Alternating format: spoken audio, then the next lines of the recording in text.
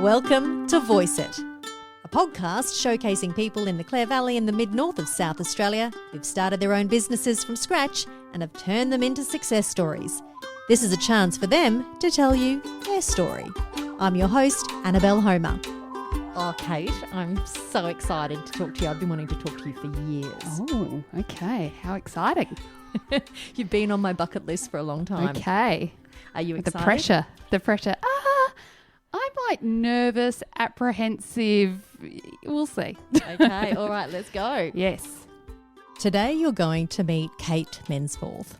We all call her Miss Kate. She's the woman that has built a soaring business providing children across the Clare Valley and the mid-north of South Australia access to the world of dance.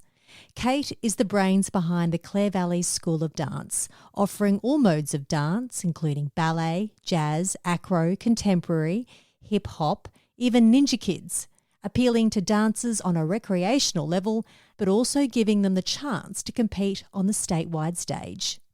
Starting with 50 students in 2018 to now over 300 students, 2 campuses and 4 teachers, and the business continues to grow. This episode takes you back to Kate's early beginnings in dance with the Johnny Young talent team in Western Australia, which ignited her passion for dance and performance. Then moving to Adelaide and discovering classical ballet, which took her dance career to a whole other level. You'll hear her journey from her days at Excel Dance Studios, Footsteps Dance Company, ballroom dancing at Dance Corp, teaching at Geelong College, meeting the love of her life, Luke, at the Havie, and then her entry into primary school teaching, which drew her and Luke up to the Clare Valley in South Australia's mid-north. But this creative journey in dance has come with some serious challenges for Kate. A couple of years into establishing Clare Valley School of Dance, Kate was diagnosed with a neuroendocrine tumour, followed with the diagnosis of an extremely rare autoimmune condition in her pituitary, which has continued to plague her health for the past 5 years. These experiences would have stopped most people in their tracks, but not Kate. Even during her lowest times, not once did she consider closing the doors on her beloved dance school. In fact, her determination has not wavered as she continues to live out her childhood dream and create dreams for hundreds of young dancers in the valley. The words amazing, inspiring and passionate are overused in this day and age, I know. But these words I would truly describe Kate Mensforth. I hope you enjoy Kate's story. I was born in Deniliquin, New South Wales.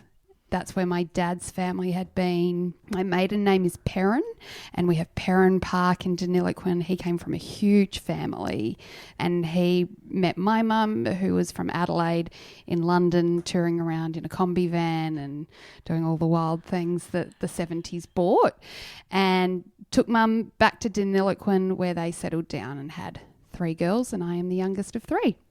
How did they get to Adelaide?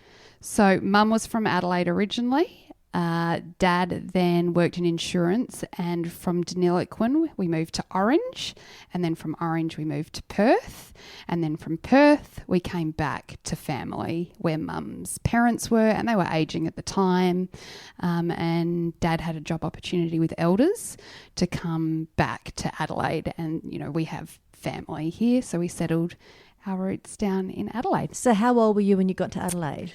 I was about 7. Okay. So we had done a lot of travel around whilst I was really little, which is probably the perfect age to move children around, whilst they're still so little. Do you remember your time in Perth, Mum? Yeah, I do. Yeah. Perth was amazing. I remember we had a house with a little pool in the backyard. The weather was amazing. I feel like we were the last generation to grow up on the streets, just be home before the lights came on, and there were kids everywhere. It was really like great childhood, a freedom childhood, I would definitely say. And I started school over in Perth as well before moving over to Adelaide. When did you first get exposed to dance? Oh gosh, so young. Back in Perth. So back in the the 80s and 90s, there was a TV show called The Johnny Young Talent Team. Oh, it was like the Do you remember dream Johnny Young? team. Yeah, so every child wanted to be on Young Talent Time. We were in Johnny Young's Talent Team. So we grew up at Johnny Young Talent Time, and my eldest sister Claire was an excellent singer. I was right into dance, and that's where it all started. So very much so a performance element of dance, a lot of focus on singing, a lot of focus on dance, but not classically.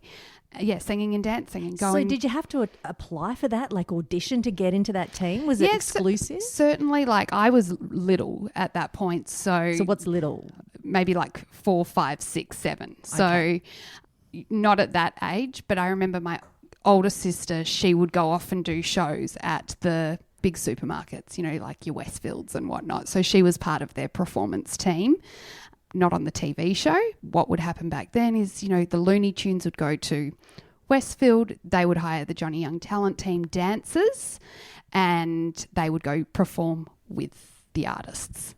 So as a young child and being part of that, do you remember how you felt being part of was all a that? quite shy young child, and I loved the dancing aspect, but I certainly did not enjoy the singing aspect at all. And when we moved to Adelaide, we then joined the Johnny Young Talent Team's affiliate school over here. It was called the Mighty Good Talent Team.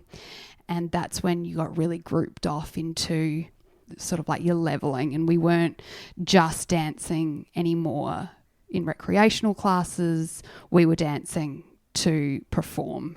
Certainly competitions back then weren't a thing.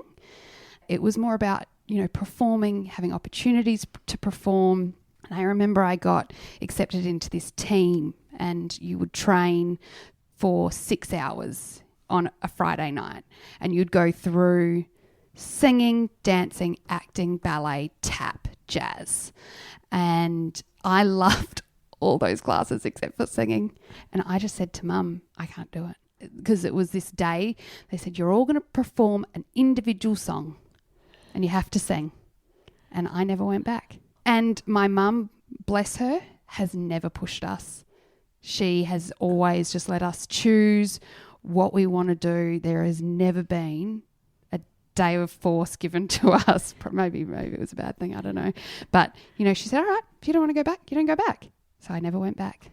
So what did you do? At that time, I then went to a little ballet school around the corner, and that school was called Norwood Ballet Centre, and I just started doing a little bit of ballet, a little bit of jazz. It was very informal for me at the time. Like, they certainly had their performance element children and their competitive strand starting to spark up, but for me it was very much so recreational at that point. And then I stopped. Oh, you stopped after that? Oh yeah, I stopped and started a lot. Really? Yeah, for So sure. what age were you when you stopped? I might even have this slightly in the wrong order. I reckon I went to Norwood Ballet and then went back to Mighty Good, and that's where I went into the competitive strain and had to sing and was like, oh gosh, no. And then I had a bit of a break, and I would have been maybe around 10. So young. I was a really dreamy kid. You know, I was busy saving ants with sugar, and, you know, I loved animals and climbing trees and creating my own stories up in my own head. Like, I certainly wasn't like a disciplined, strict, focused child. Is that what dance is all about? Well, I don't think it has. Like, One I don't think it element has of to it. be. Yeah. I think if you want to go one way with dance, sure, you have to have that. Definitely. But I think sometimes everything comes out in the wash, and I was young and very much so just a child, and my brain was naive and young and creative, and I think it was great that it was allowed to just be like that. And it was when I went back at about 11 that I went to a different school, and the school was called Excel Dance Studios. It was a new school that was just around the corner from our house, and I found classical ballet and I fell in love. And it's funny, like, I am certainly, when I was at school growing up, my teachers would be like, oh, she's not very good at reading. She's not very good at writing. Mum's like, oh gosh, like she seems so good like at home.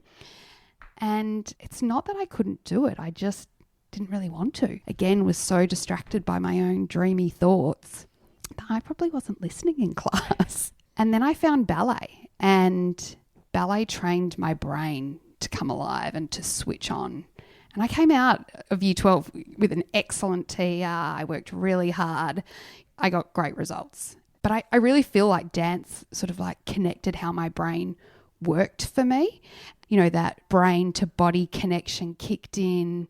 I mean, I didn't love all the other sports. I didn't love netball. I didn't love running. You know, I could do it and it was fine, and I played netball and I did all the running, but I didn't love it. And then all of a sudden I found this thing that I loved, and it just sort of seemed to connect the dots for my whole life. Was it a calming influence? Was that what it was? Definitely. Yeah. And it was like coming home. I found all these people that were like-minded, and hey, I was really good at it too. Like, you know, you found something that you could stand tall in and be like, hey, gave me that confidence to realize how I learnt. And then that sort of came out through every aspect of my life. You saw it at school, you saw it at home, and then all of a sudden I was achieving and I had found my thing. Just going back a step, was your mother dance trained or classically trained? So why all you three just sort of fell into sort of the arts? Yeah. Yeah. My dad is a mad cricketer. He was a cricket umpire for a really long time. He played rugby growing up, AFL, cricket. Mum was a horse rider. You know, she liked ice skating. But no, there is no performance element in either side of my parents, but they just let us choose.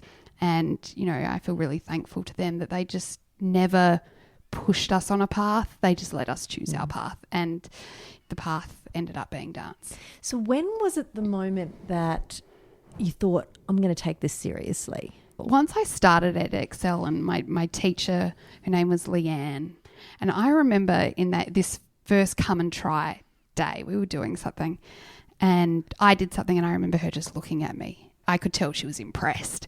And I remember feeling so proud and not really having anyone ever looked at me like that before, you know, and it just built me up. And then I started doing classes with her, lots of classes with her. I wanted to do everything. When you go to dance, it's not you go to one class and it's all encompassing. You can learn everything. You have to take lots of classes. You know, you take classical, you take jazz, you take ACRO, you take contemporary, you take hip hop. So all of a sudden you're like building up all these classes. And then, you know, you get that moment where she says, Kate, you should compete and you should do solos. And you think, oh, wow, you know, someone really believes in me. And maybe I've got something here. And, you know, yeah, my sisters, particularly my older sister, had always said, like, Kate, you are really, like, you've got this, you're talented. But I probably just never had the real gutsy drive that you need to go all the way with being elite performance-wise. So that teacher really was your inspiration. Oh, yeah. She changed my whole life, where it went from here on out. Do you keep in contact with her? Yeah. Leanne is a really good friend of mine now, and I'm still really thankful to everything she has given to me. And Excel, the studio, holds a very special place in my heart. So that's still there? Still there, still going. Leanne is still at the helm of it and running it and doing an amazing job. So, and lots of, you know, CVSD, Clare Valley School of Dance, is very similar to Excel. That's what I know.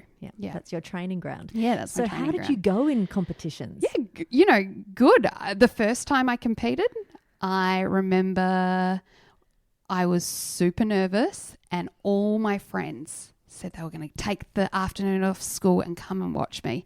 And it was at the Norwood Town Hall, and I was doing a jazz solo, and I got halfway through and forgot.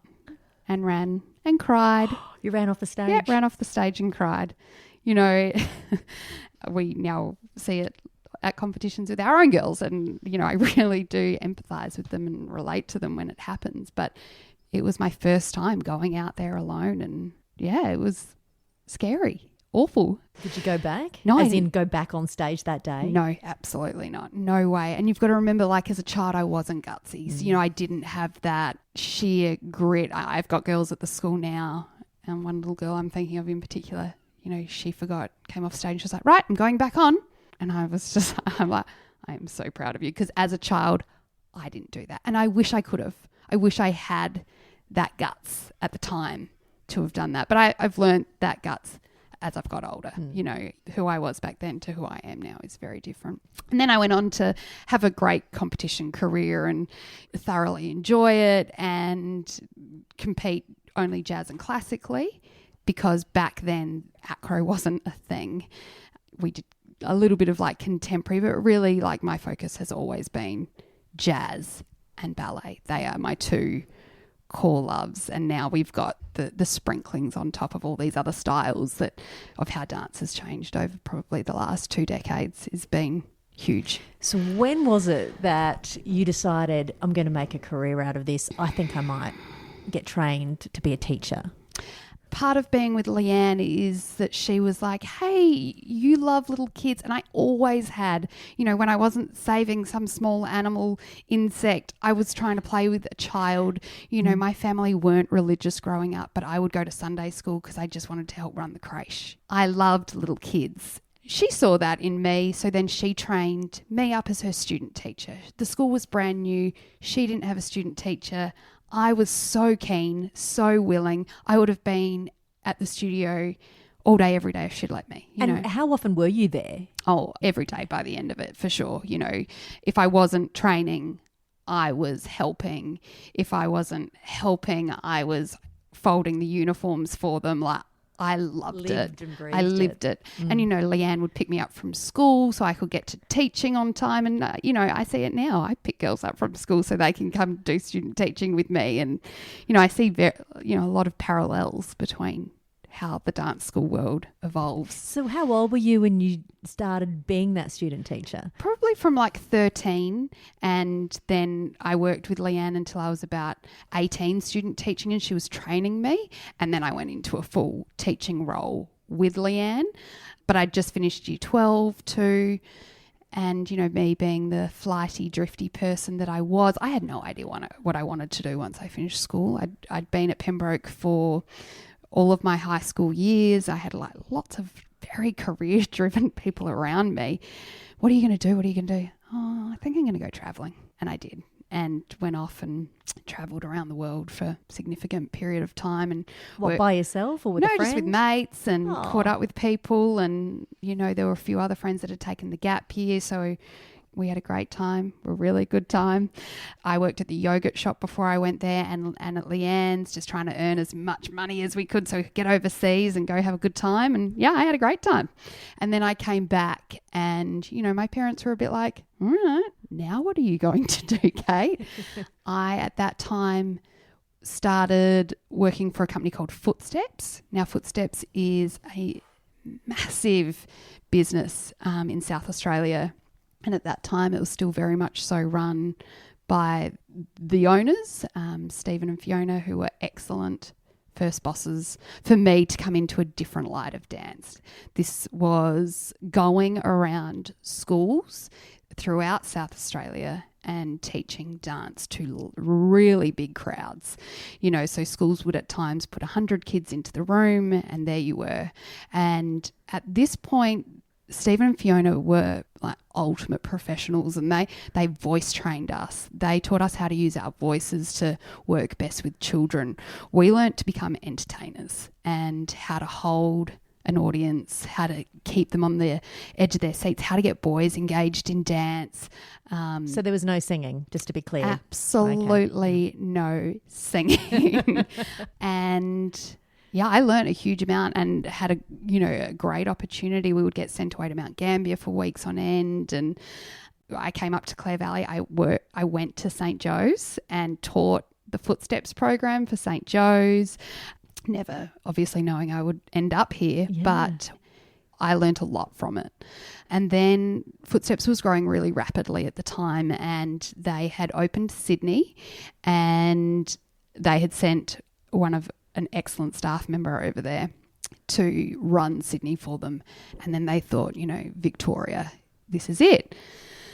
And they had sent another girl over to sort of start heading up Victoria, and I was going to go over as sort of like the 2IC, and been given this opportunity where you would go out to the schools and show them what Footsteps was about, and show them why it was important that kids are doing this, kids are moving and kids are dancing for so many reasons.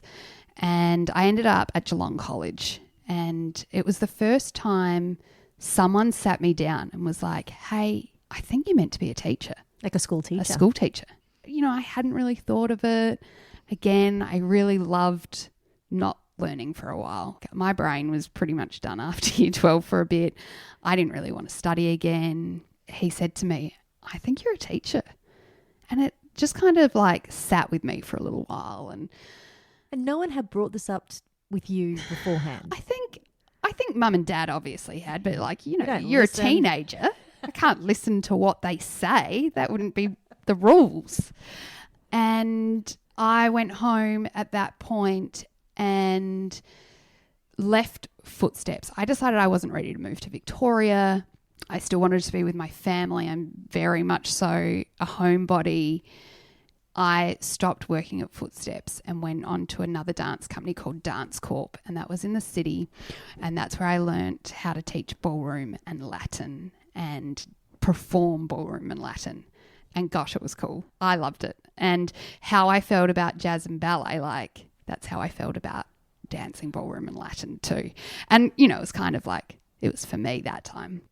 What was it that you loved about it? I think the stylized nature of ballroom and Latin just worked well with me. And again, you learn it, you're like, well, I'm actually pretty good at this. It just came naturally to me. And, having that connection with a partner, dancing, and it brought back something that Footsteps wasn't giving me at the time, and that was a bit of performing. We would put on these big galas, salsa nights, and we would get out and as the staff, we would perform, and then we would have these big social dance nights, and it was a good time. And I was young. I was into a good time. Good time was good.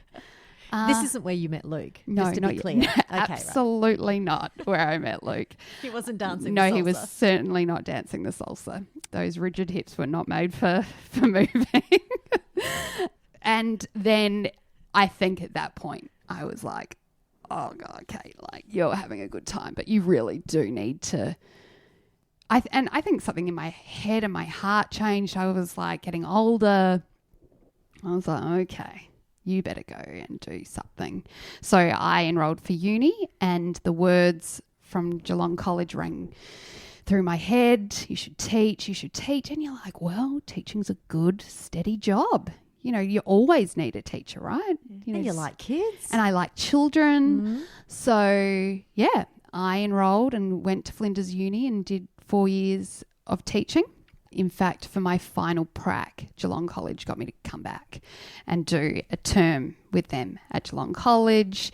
And that was the first little taste of really moving out of home, because I'd kind of just been hanging on at mum and dad's house, doing these jobs here and there, working at Dance Corp.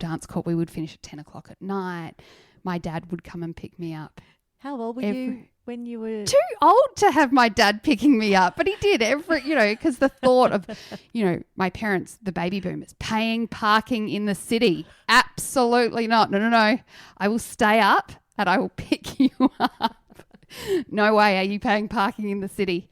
And, to be fair, we weren't getting a huge amount of money to do these hours. That's, part of being young and having these jobs. But gosh, I loved it. So yeah, I was probably around 22, I think. Oh, that's still young. Yeah, I finished school when I was 17 though. So I'd had, a good 5 years out of just doing whatever it is that I wanted to do at the time. But I really needed that. So then I went off to uni, and then through uni, I taught for Leanne back at Excel a lot, doing huge hours for her, teaching a lot of her classical program.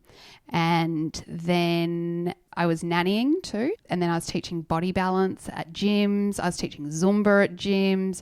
I did uni life exactly how uni life was meant to be done, with 75 jobs, just trying to get through, really.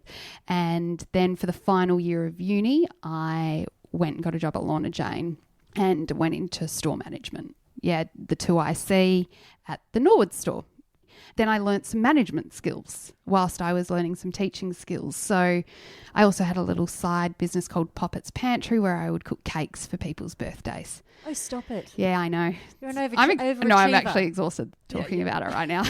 Poppet's Pantry. Yeah, Poppet's Pantry. I love that. Yes. My dad has always called me Poppet. So Pop, he still does even today. He'll call me and be like, Pop.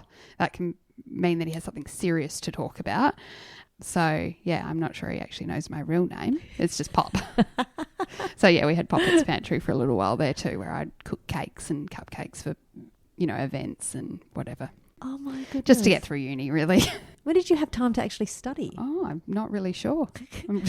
I got through, though. I got through, only just, but I got through. Oh, okay. So what's the next step in the life of Kate? So after you graduated, what did you do? I moved straight out. Well, firstly, actually, Geelong College got me to come back and do some performing arts work for them, creating some dance pieces for them, and that was awesome, a really good opportunity.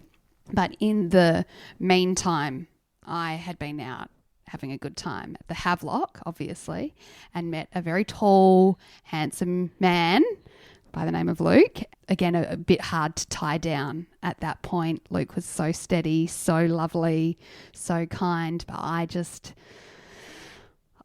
probably still had a bit more partying left in me, I guess. And once I went away to Geelong and did that final prac, I had this moment that was like, okay, I think he's who you're actually meant to be with, not the guy dancing on the bar, not the silly guy.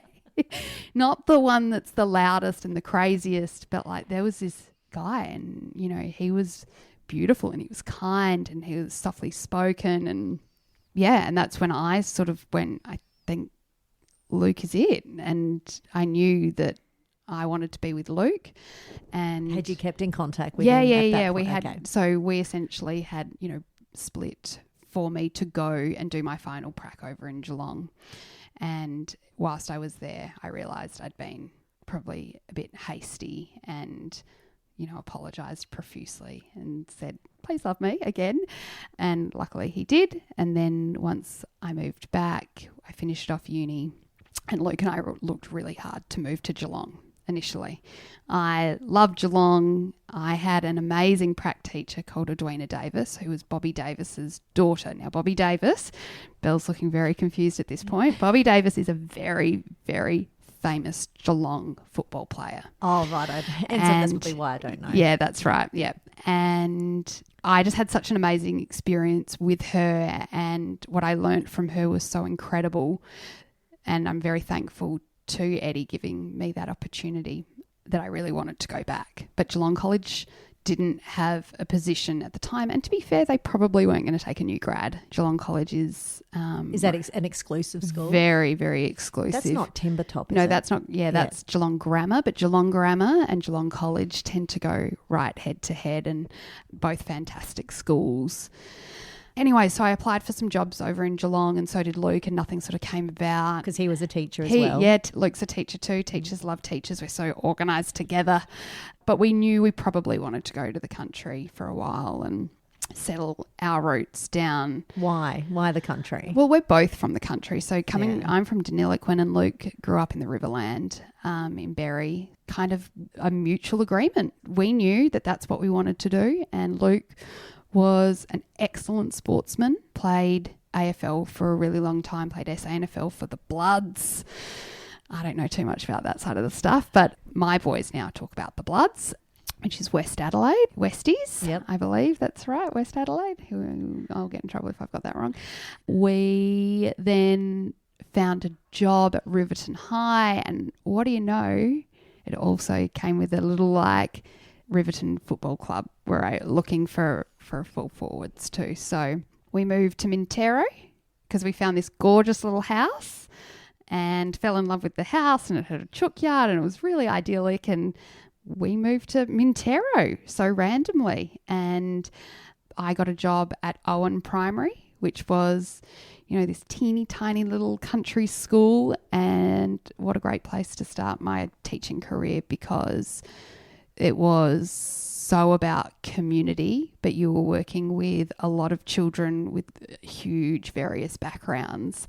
I had a class of year 2, 3, 4s together. So, nothing like a challenge in your first year out. But what I learned that year is connection is what is so important, and knowing those kids and trying to find out what's in their backpack. It's a saying I say quite often is that, we imagine everyone's got a backpack. We don't know what's in the backpack. That can affect their day, and trying to figure out what's in kids' backpacks and what their background is what I learned at Owen. The value of understanding a child came from there, and not something I had seen before. Again, I'd gone to a wonderful high school, and then I went and worked at probably one of the most elite schools at Geelong College, and then I went to this tiny little country town, and I learned what community actually meant again, and was very centred from that, and learnt what really matters in teaching. It was a big year.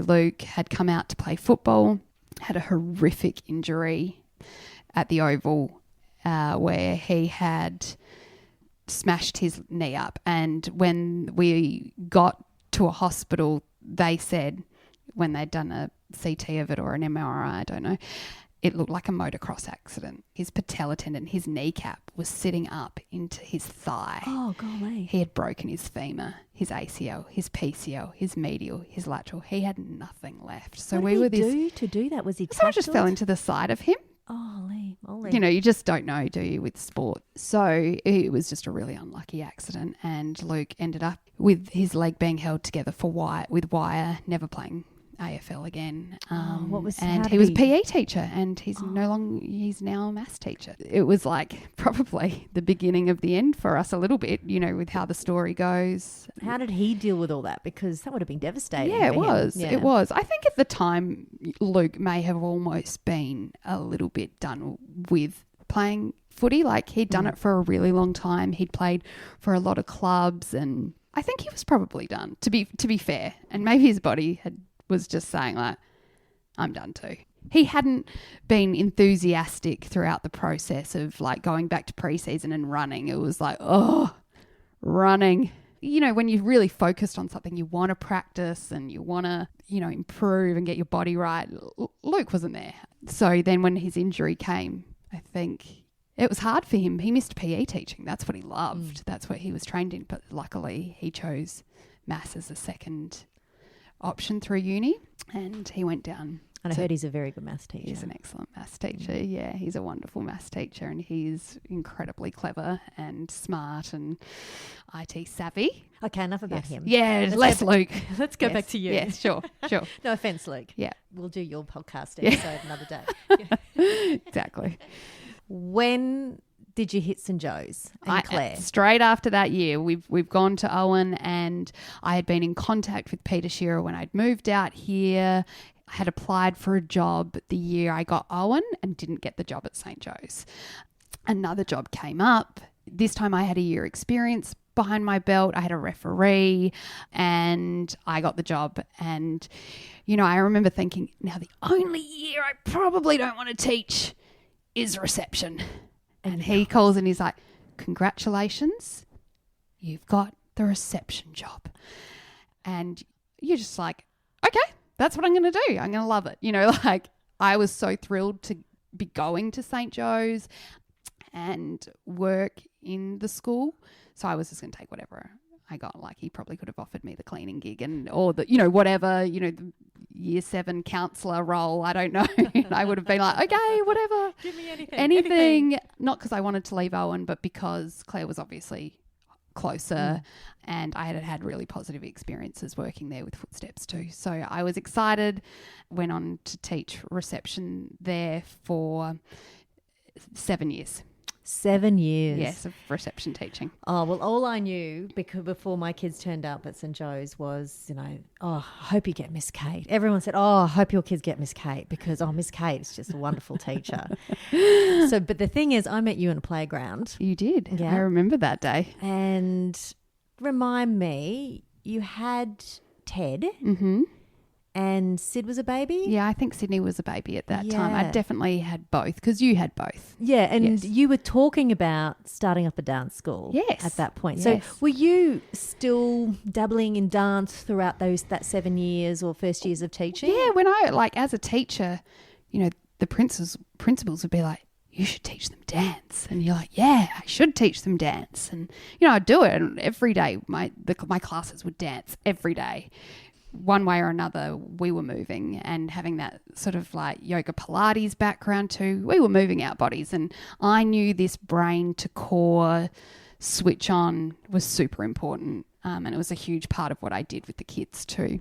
And then an incredible person who had a huge part of my journey at St. Joe's, Denby Wandle. Now, you may not know Denby, but Denby was sort of like, I think like not really the assistant principal, but she assisted Pete. She got involved with active after school and sports, and we as teachers could provide a sport after school free of charge for families to give them an experience. And I offered ballet, and it was at that point that families would come to me and be like, Kate, you should teach some dance after school. It would be wonderful. And, you know, again, a bit like when the man planted the seed that I could be a good teacher, it planted a seed. But sometimes seeds are, you know, they're long growing in my brain. It takes a little time because I just Takes a while got to this sprout. job, you know, and I Yeah. loved it. And then I had my second son, Sydney, and found going back to the idea of working, you know, hard. You want to be with your little boys. I had 2 under 2. And I thought at that point, let's do it. Let's see what a life of one afternoon of dance would look like. I'm going to offer 3 till 6:30. Imagine if I could get 40 students. Oh my goodness, like this could be amazing. And my husband, because he was a teacher, he could come home and be with the boys, and I would go and do a night of dance. And that's where the Clare Valley School of Dance started. RAOB Hall. And it was very casual and lovely, but I also have always had a vision of what teaching ballet should be, and that, you know, is uniformed and hair. And, you know, I don't think I run something that I like that it has structure and it has formalities, because I think that's really important to teach children too, because quite a lot of what we do now, it's lost. We don't have a lot of that anymore, of tradition. And, you know, I brought back a little bit of that to dance, and I didn't know any different. Excel was like that. And I thought, you know, we're going to do ballet. So put your hair in a bun, put a leotard on, put tights on, and let's go. And off we went. How many dancers did you have in those early days? You know, we dreamt to have 40. I think we had 50. And we were like, wow. And just felt so supported, just so uplifted by the community. And people were excited. It was in Clare. It was close. They knew me. The kids knew me. You know, you're leaving your children with someone. So I think it was like, oh, well, she's the school teacher. She'll be all right. And, you know, lots of the kids had a connection already. So that's how that sort of started off. And then from the RAOB Hall, we moved to St. Michael's Hall, which was at St. Joe's, and much, much bigger space. And I remember spending money on dance flooring and thinking like, oh, wow, okay. And we've gone from 1 night to 3 nights. And we, And still teaching at St. Joe's? Still teaching at St. Joe's at this point too. And, you know, I would finish teaching at St. Joe's and quickly, you know, throw on my ballet gear and go teach, and then take off the ballet gear and go back into the classroom and mark all the marking for the day, and get ready for the next week for teaching as well. How are you going? How are you feeling? Was it a bit overwhelming at Yeah, that it probably point? was. Yeah. You know, and, you know, what follows on from there probably is a bit indicative of that too, because it hasn't been easy for sure with life. I remember I was mopping the floor late one night at St. Michael's Hall, and all of a sudden had this terrible pain down low in my appendix area. And that's when they thought, yep, she's burst her appendix. They got in there and they'd actually taken out my appendix but found a cancerous tumour in my appendix called a neuroendocrine tumour.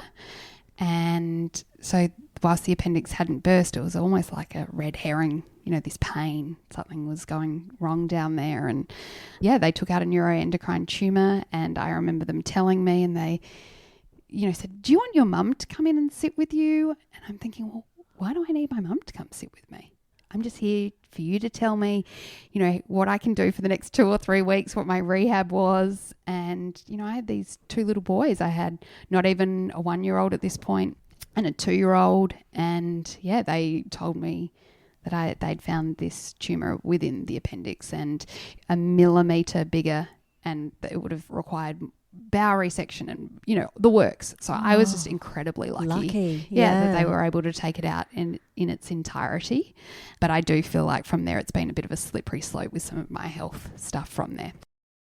When you got sick and you were only in the early stages of creating this dream of yours, did you have moments of, oh my God, I don't know if I can do this? No. Okay. Honestly, no. We were a young family that, we had just struggled with every last cent we had to buy our first home. And then we were really committed to renovating that home. And, for me, there wasn't an ever option, probably financially, for me to stop working, whether it was at St. Joe's or the dance school. So when I got sick, it was, okay, like, how are we going to make this work? We'll make it work. And I was very much so of the opinion I was going to get better.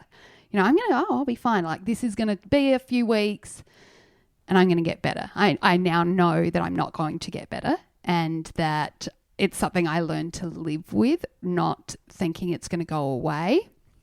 And it's a management issue rather than a cure issue. And that's okay. So what happened when they got out the tumour, they removed the tumour, what happened to your body after that? It essentially just melted down a little bit, I think is the best way to describe. Melted down a little bit? Yeah, I think a little lot? bit, a lot of it. I was diagnosed with a fairly aggressive autoimmune condition that was really rare, and now we know more that it was even rarer because it was in my pituitary. It was in my brain. So the disease that I have is in my brain. And was that connected to the endocrine tumour? Nope, not at all. It was just a whole heap of bad luck. And in the early days, autoimmune conditions are just so crippling because they're really hard to diagnose. And, I feel for anyone that has ever had the diagnosis of an autoimmune condition, there could have been years and years behind getting to that stage, ruling out so many things. I was fortunate in the sense that my blood tests were just like ragingly positive to what this particular autoimmune condition. And I had an incredibly lucky encounter with a very clever hematologist who just by chance tested for this one particular rare autoimmune condition, and it came up very positive, and they knew what it was, they didn't know where it was, and that is what was the challenge for us. And yeah, down the track when sort of all the messages from the brain to different parts of my body started not working as well, that's when they realised that it was in my pituitary, and you can't go take a sample of someone's pituitary to find out that that's where it is, because that's just incredibly dangerous. So, it was all the symptoms that then led to knowing that I had my condition, my autoimmune condition in my pituitary. So, I mean, how long did it take for them to discover that? Well, I think, there are sometimes blessings in hardship, and when I was going through this process, I also got encephalitis and was in the RA being treated with very strong antivirals for a month that I needed to stay in hospital for and have treatment. And it was that time, I was pretty bored, to be honest, like sitting in hospital. Like I felt unwell, but also by the end of it, the medicine had worked. I was just kind of sitting around. So there would be like studying med students would come and talk to me. And they would do what they were calling long cases on me, where they find out your whole history, and they've got this person that's sort of like young, knows her story, can tell it, her medical history. So she's an interesting case, and I've had incredibly rare diagnoses. So, a neuroendocrine tumour is incredibly rare. Wegener's granulomatosis, that's what I have, Wegener's granulomatosis in my pituitary, very rare. And then I have Addison's disease, very rare. And then adrenal insufficiency, which is part of the Addison's, but then another thing called diabetes insipidus, and again, incredibly rare. So the doctors are rubbing their hands together. They're like, oh, this is so fascinating. And at that point, they found this immunotherapy and worked really hard to get it approved for me. And that immunotherapy has changed my life. So whilst it was a long journey to get to that point, and I had to get encephalitis to sort of be in their vision, the health system is strained. It is under the pump, and they are incredibly clever people, but sometimes having them to have to look at me every day and be like, I think we should figure this one out. And they have. And, I have immunotherapy 6 monthly, and it's incredible, and take immunotherapy daily as well with steroids. So it's... And this is ongoing for the rest of your life? At this point, yeah. Okay. Yeah. And to try and manage, all the conditions that have now eventuated. And in that time of pulling it back to dance a little bit, whilst I was sitting in the RAB, I remember getting a phone call from a lady called Miss Vowder. Vowder is such an incredible classical teacher. She was in the area. She was taking kids for exams, and she just said, I just think I have to come help you. I have to come and teach for you. This is incredible. Like, we had some students that were at both schools. They've told me about what's going on. I'm going to close down my school. I'm just going to come teach for you. And she was at Melrose, wasn't she? Yeah, so she lives in Melrose, one of my greatest friends. So again, in hardship, there is always a rainbow. And, the rainbow was Vowder, but also getting immunotherapy that allowed me to feel I'll never be me again. I'll never be the old me. And, I have scars to burn, but it gave me back a life with really little children. So how did you keep that school going during that time? I was really fortunate that my sister had a dance background too. So when I was initially diagnosed, when we thought, oh gosh, it's going to be, just a week or two off, not knowing what was ahead of us at the time, Claire came up and she taught, and she did a beautiful job with the kids, and they loved her, and it was familiar. We have a similar voice. So, it's like, just imagine it's like, but blonde hair, and Claire was great, and she loved the kids too, and it worked. So that was really lucky. And then when I got sent down, we went on a pause. We had to break. I just didn't know at that point how to keep going with me being as unwell as what I was. And I felt crippled. Like, I just felt like I was really letting down everyone. And we had just got through COVID. I think I got better, and then COVID hit, I think is actually more to the point. I can't quite remember, but COVID shut down recreational activities for years, really. Like, when it rained, it poured, and it really poured there for a little while because we were going through COVID as well as encephalitis. And we had just bought the house that we are living in, which was, well, it needed a lot of work. So we did take a break. We paused, and then I came back and was really focused. We had what I was calling at the time grass warrior children that were teaching themselves flips, jumps. And then I got really into the idea that I would get trained to teach acrobatics, because it was, you could tell that that's what the kids wanted to do. So we came back, and a lady that was working at the council at the time, she came and had a huge wealth of gymnastics background, Miss Samantha, and she was excellent. So whilst I'd done the coaching course and had got qualified to teach it, it was in her knowledge and in her time she spent with me that I learnt so much. And then we added this acrobatic element to dance, which you have to have these days because kids love it. And then from St. Michael's, we needed 2 studios because it was so busy. We were working 5 nights a week with the 1 studio that it was time. We needed 2 studios, and Peter Shearer at St. Joe's was really kind. He was like, you can have a classroom, and they'd like clear the desks to the side, and but it wasn't big enough, and it was carpet, and so then we had to look of what to do next. And I remember walking with another teacher at St. Joseph's, always past the old town hall, and looking in and being like, oh, that would be a perfect dance studio. Gosh, I'd love to teach there. Little did I know that there was a mezzanine level up there too. So it was 2 studios, and stumbled across it one day, went and looked at it, fell in love with it, signed the rental agreement days later. And at that point sort of started thinking, well, hang on, this is going to be more than just me. And I need to really think about how I'm training the girls in classes to be teachers and, to have a plan moving forwards.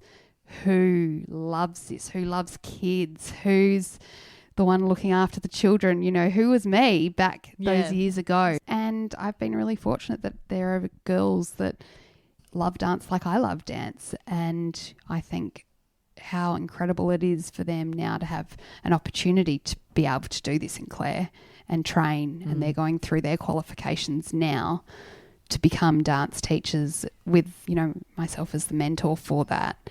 Because you've expanded out to Balaclava. Yes, we've moved out to Balaclava again. I'm thinking, you have all these families coming from Balaclava. It seems a lot easier if we just take one person to Balaclava. And within a term, we had to send 2 staff out to Balaclava to offer ACRO as well. You said earlier that it would be a dream to just have 40 students when you started. So how many students do you have now? We have over 300 dancers with us now at Clare Valley School of Dance. And how many teachers do you have? We have the incredible Miss Sophie, Miss Mackenzie, Miss Hallie, Miss Vowder, and then Alicia with admin support, Luke, admin support. He's not paid though. He can't be paid. And then Isabella into the dance shop, and then Miss Scully is a training teacher at the moment. So 8 staff that we have on board with us. And how many styles are you offering? There was ballet and jazz and acro and contemporary. Hip hop. Well, and then we offer to go off and do competitive strain of dancing or to stay recreational. So I feel like there is something for everyone, Did you imagine though that this would be the direction you would take?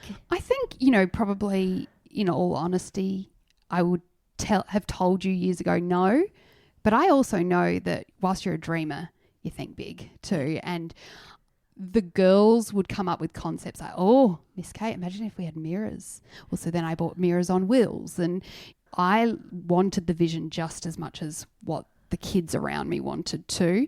And I just probably never knew at the time what the community wanted. And you don't know until you try. And then when you try and you keep trying and you work really hard and you pull out big hours, some pretty magical things can happen. And the Clare Valley School of Dance is indicative of that. It's a huge amount of hard work, but it's driven by passion, not only mine, but the students, these kids that you teach, the children that you teach, that want these opportunities, that are hungry for these opportunities, whether it's hungry to just have a hip hop class, because they love it and they feel great in it, or if they're hungry to go and compete against South Australia's best dancers. We do that too. And that's what I feel proud of. I feel proud that there is something in that space for everyone, and that you walk around and kids are talking and making friends with, kids they wouldn't normally have met, and they've met their people and sparked something in them that was sparked in me all those years ago. Have you got dancers in Clare Valley School of Dance that you think, yep, they've got it? Yep. They've got a career. Yep. Definitely. They're way better than I ever was at that age. 100 times better than I was. But again, that's that's a time thing too. Like dance has changed. You know, there's this great meme where there's this like kid tap dancing and he's smiling and he's doing all these just like really clean, beautiful like tapping steps to like dance today, and the child's like, you know, flipping inside out and contorting, and the style has changed. Like I learnt clean, technical ballet and jazz, and now we have kids that go off and literally do backflips on the stage. It is such a fusion, and the talent of kids now is so different to what we grew up with, and that's a constant evolution. Like every year you go down to competitions and you're like, wow, everyone's better again. But you know what? So are we. How are you feeling now? Oh, I'm exhausted. Like none of this comes easy, you know, like it is hours of work and late nights and worry, and you are working with people's children. Like this is as personal as you can go, and small business is not easy. It's so much your heart on a platter. So you worry and you think and you lay awake at night and you think, I feel this weight of the world on my shoulders of getting this right for the community to provide opportunities. But then you also think, oh, hang on, I'm a mum. I've got to get it right for my boys too.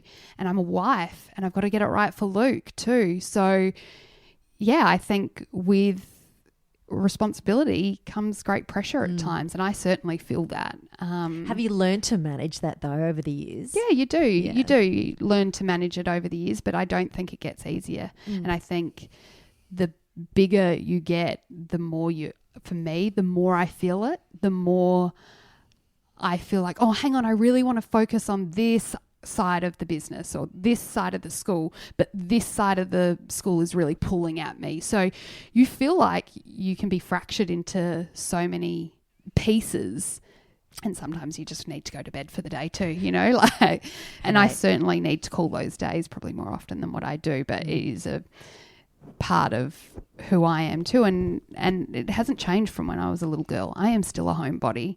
I still like my own space. I still like my quiet time. You know, lots of people say to me, oh, your house must just be filled with music. I'm like, there's no music in my house, because music is work too. Like I can't hear music without choreographing to it. So I'm in the car, radio comes on. It's like, shh, boys, mummy's coming up with something right now. Like, you know, creativity doesn't shut off. Creativity is all night, every minute you think about it and you create. So if I hear music, I'm creating.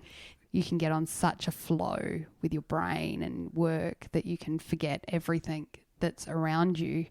And that's where, you know, I think success has come from too, because I give it a lot and I give it a huge amount of my being, and my brain is, yeah, it doesn't stop with dance. But that would conflict with your health too, I can imagine. Very much so. Very much so. You kind of have to meet halfway, otherwise you're going to run yourself into the ground, Kate. Yes, yes. And you are not the first person to say that. And, you know, when you said, you know, did you keep going in those early days? A very good friend of mine said, if you were in my family, you would have been wrapped up, told to shut down your business and no more. And another friend of mine said, when I heard you got sick, I just presumed the school would fold. But I think a lot of people thought that. Yeah. Folding was never even in my thought process now. Like I had unleashed and opened something in me that felt like coming home. This is right for me. And what did Luke and your parents think about that decision? Luke is old school in the sense of like we work and we work hard and we get things done. And my parents have never pushed either way, come back full circle. You know, they want me to be happy. You know, they'll always be like, oh, go easy on yourself. But they've never forced an opinion on me or anyone really. That's not who they are. They just want me to be happy. And I think that they were all talking behind my back thinking like, she is crazy. This lady is crazy. Why is she still going? But it is how it is. And, you know, I work hard to make the school what it is and give the kids what we have now in the Valley for dance. I'm proud of that. I will never forget the day when these group of girls rocked up in these matching jumpers, and I was thinking, like, who do they belong to? Oh my goodness, they're CVSD. Look how far we've come. God, you've come a bloody long way. Yeah, we really have. And quite quickly, really. Very quickly. So speaking of quickly and the growth that you've experienced, what's the next step for the dance school and for you? I mean, is there some end goal for you? Or is it just grow organically and see what happens? I think organically probably has to take a break now, and I need to take control of where I would like to see the dance school go to, and how far we go to. We're in the middle of moving again as we're going into the Valley's Lifestyle Centre, the upstairs space, so it is a monstrosity of a renovation we are doing again. So this will be our fourth renovation that Luke and I have taken on. Our first house, our second house, the old town hall, and now the Valleys. We are suckers for punishment. You must enjoy it. Yeah, I think I do. That is part of that creative design thing that I love to do. And you do it well. Yeah, it just feels right in my soul when I'm like creating something. But there is, in my brain too, like busy breeds busy, and it's actually a really toxic trait to have, and I know that I have it, so it's something I'm working on, like trying to be still and to actually sit back and enjoy what you've got rather than thinking what's next, what can I do, to now just once we finish at the Valleys to just let the school be the community. Are there plans to, as you've done at Balaclava, are there plans to set up other little offshoots in Barra or Riverton or Port Pirie or I don't know? I mean, never say never, but certainly not in my wavelength at this point. Yeah. I feel like it's time to enjoy it and let the school just enjoy the space that we're going to create. It's going to be incredible. Sit with it for a while now. Do you remember some feedback that you received when you were competing that has stuck with you and you built on that? I will remember a piece of advice that was given to me. It's a positive piece of advice, and all my girls and boys that are at CVSD will tell you it because I tell it to them all the time. And when they say, oh, but my tummy feels funny, I just say, oh, that's just butterflies in your tummy. It's just talent ready to fly out, and nerves are good. It means you care, and I remember being told that back when I was competing, and now I know to embrace that nervous energy rather than run from the nervous energy, because as a child I certainly ran from the nervous energy, and now you've got to feel that nervous energy and embrace it because it means you care. This is good. This is going to be really good, because you've got that electric energy coming to the stage with you, and it means you're about to bring it, The fight or flight. Yes. Don't flight. Fight. Get back up. Yep, that's right. Exactly. Kate, I'm in awe of you. Well done. Thank you. Congratulations. Thank you. It's been a ride, that's for sure. And I think we should mention that we are recording this podcast on your birthday. Yes. It's a good time to do it. You've got to celebrate things on your birthday, and this is worth, it's worth celebrating because it's big for it's not just big for me, but it's big for the community too, and I want that for Claire. We all want it too, Kate. Thank you so much for all that you do and bringing the arts to the Clare Valley and giving our children the opportunity to perform. If you enjoyed this episode, please rate and review. I love receiving your feedback on each and every episode that's produced. Thank you so much. Also, if you haven't had a chance to read the Valley magazine, grab a copy, as Gabrielle Hall has also written a wonderful article about Kate and the CVSD, and some brilliant photos also were shot by John Kruger. If you'd like to find out more about me and Voice It, head to my website, voiceit.me. Catch you again for another episode of the Voice It podcast.